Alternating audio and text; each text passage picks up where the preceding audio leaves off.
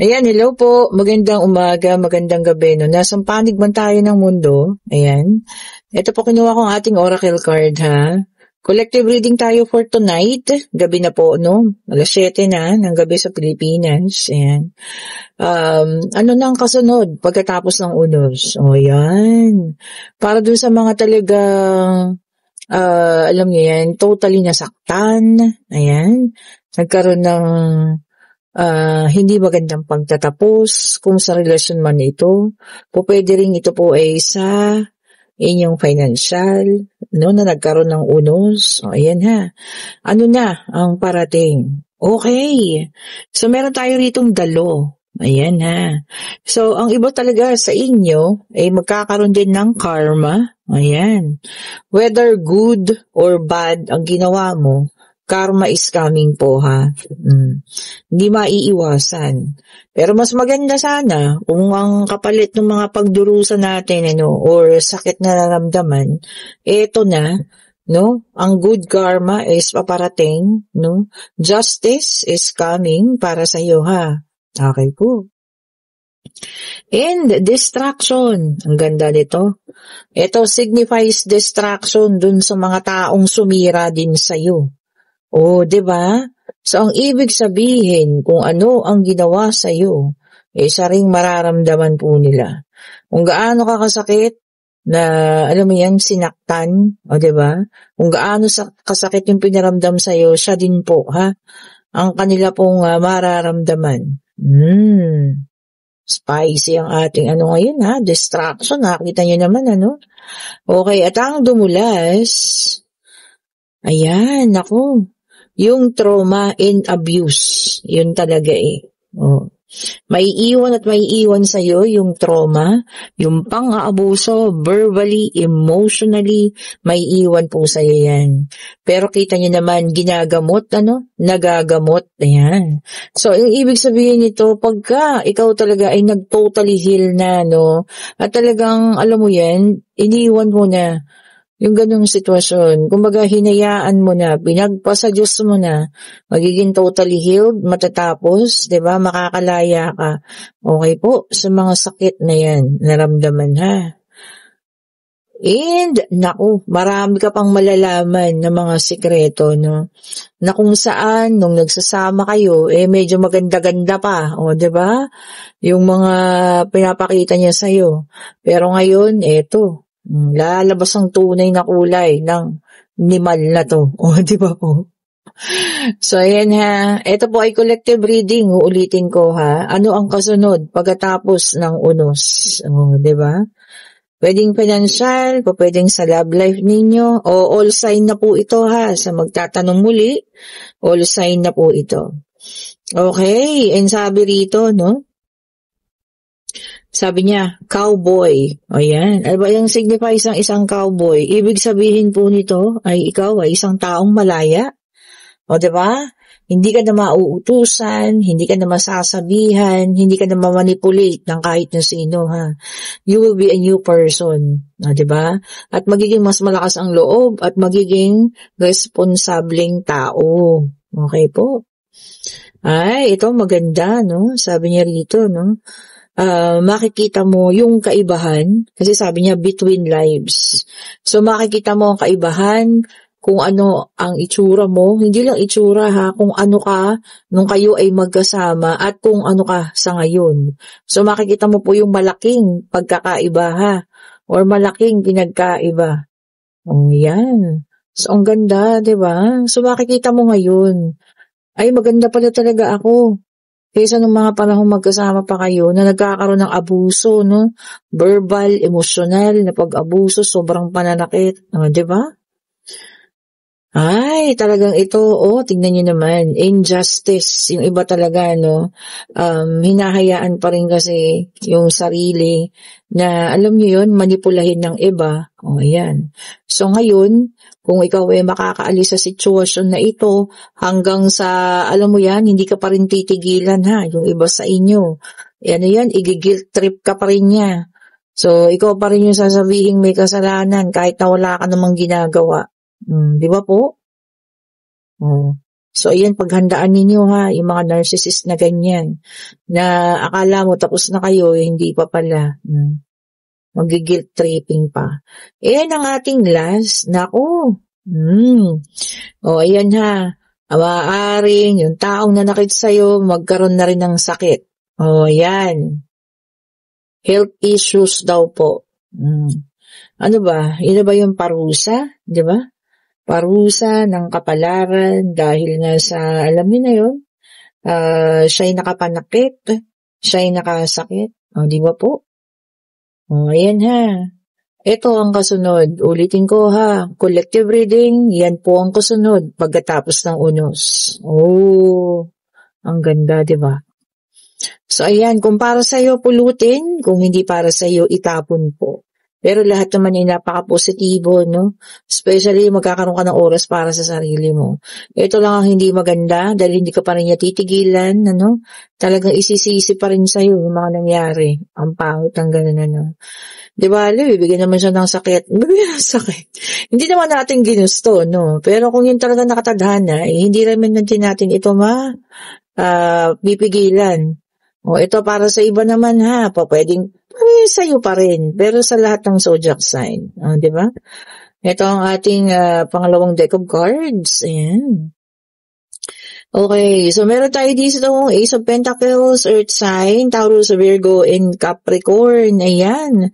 Ito yung tinatawag na pera na, naging bato pa. O, ayan. Kung sino makakaranas niyan, ano? So, hawakan mo na sana O, magiging bato pa. Sayang. O, di ba po? Nakakapanghinayang. O, kung ano man ha, kung sa inyo yan mangyayari, huwag niyong bitawan ng oportunidad na yan. Lalo na po kung malaki ang maitutulong sa atin. And meron tayo ulit Earth sign na naman ito, Eight of Pentacles. Ayan. Sabi niya rito, hard work. Okay. So, sobrang paghahanap buhay. Minsan, hindi na din po maganda ha. Lahat naman ng sobra hindi naman po maganda. O, diba? Hindi na po nakakatulong sa ating, yan, health. Minsan, nagkakaroon na rin tayo mga health issues dahil sa, alam niyo yan, sobra naman nating paghahanap buhay. O, hinay-hinay lang po ha. Lagi kong pinapaalala sa inyo, magtrabaho kayo ng naaayon sa sweldo po ninyo ha. Huwag po yung tinatawag nilang trabahong patayan. O, di ba? Tapos, maliit ang sahod. Naku, kayo rin po ang lugi dyan. O, ito, dalawa na sila. Unahin natin tong isa.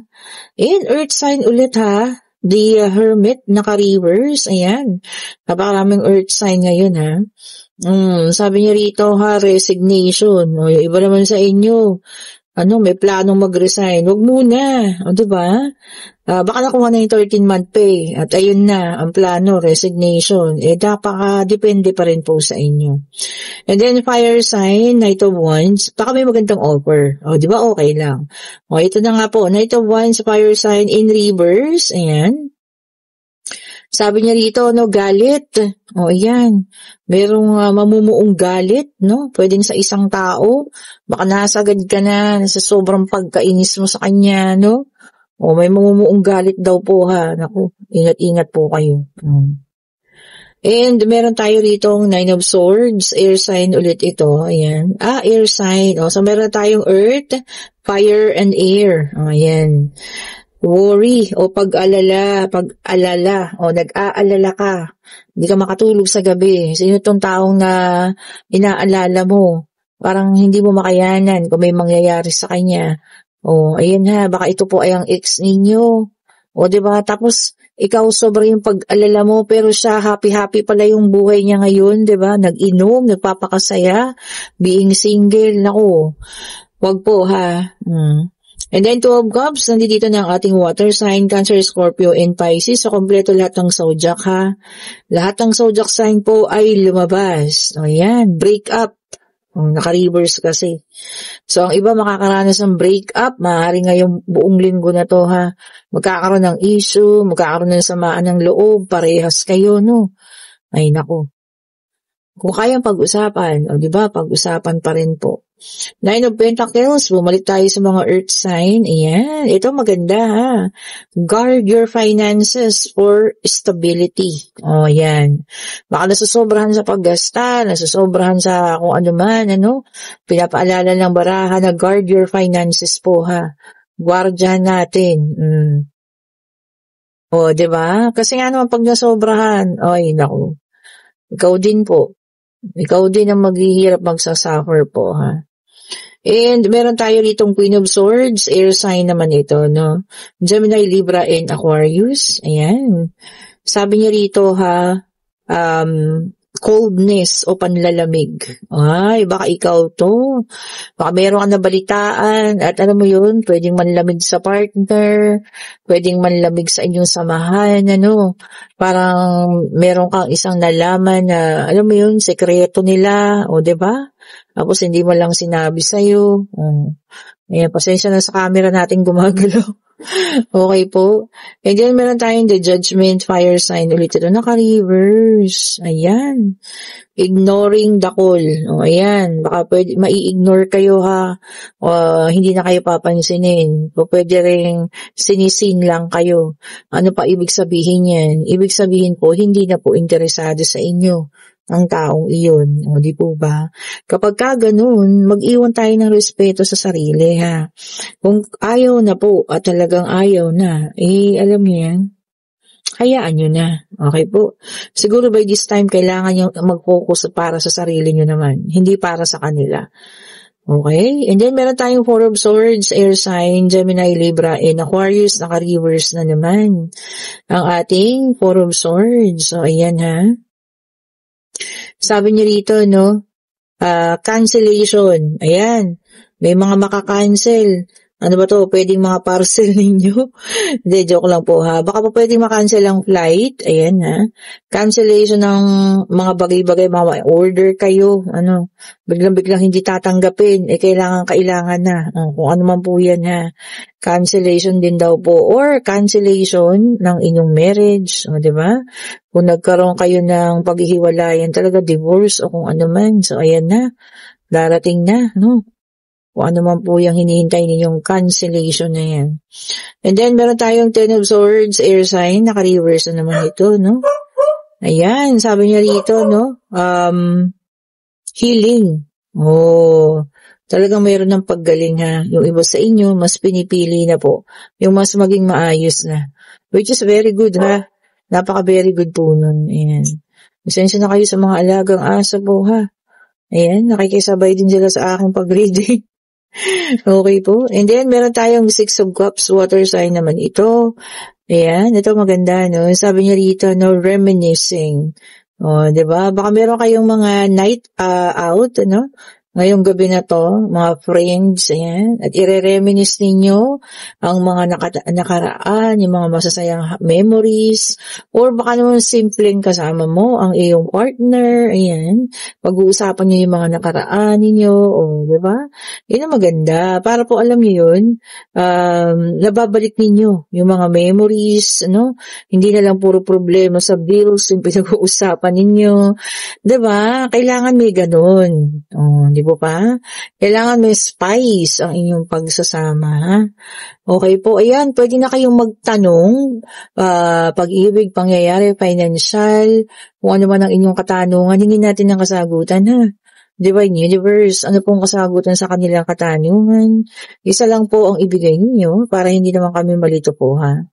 Okay po. At kung isa kayo na nakaka-relate sa collective reading, ano, ayan po, maraming gustong iwatig sa inyo ang ating oracle card.